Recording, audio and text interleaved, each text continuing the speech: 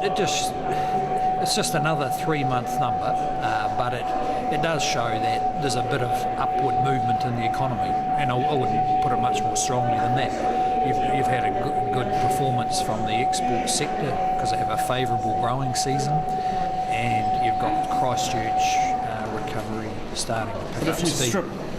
If you strip out agriculture and construction, you've got pretty low growth, or none at all really. So that broad-based recovery, is that actually there?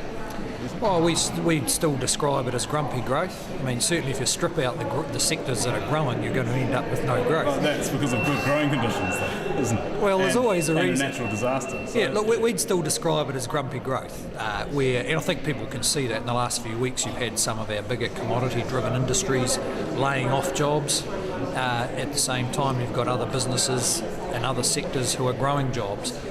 So we're not on a wave that's picking everybody up yet. It's still some way to go to achieve that. Is the economy creating jobs on a net basis, though? Do you expect unemployment to start dropping? Well, I think the economy is creating jobs on a net basis. Probably one factor that could affect our employment over the next 12 months is that Australia is not looking as positive, and there might be less of a safety valve of people going there, maybe some people coming back if they can't get jobs, and that could affect our employment numbers. So you think participation rate, in other words, there'll be more people looking for work? Yeah, we'll just see how. The Australian does seem to be slowing down a bit. That's something of a risk for New Zealand. We always do better when they're doing better.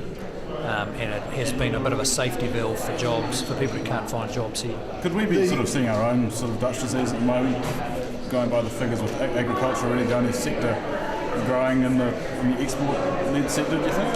Oh, no, I don't think so.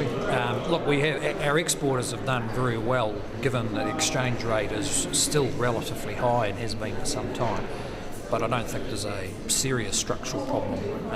There may be, even in Australia they're having that debate where the iron ore and coal prices a few months ago were at the highest levels in 100 years. And that has created some real problems for their manufacturing sector.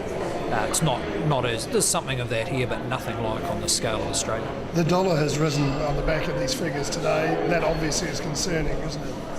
Well, it's good news and bad news. I mean, it's good news in the sense that it further demonstrates that relative to other economies, we're doing pretty well.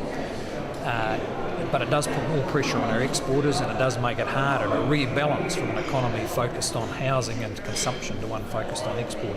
Can we What are you expect going to do about it? What can you do about it?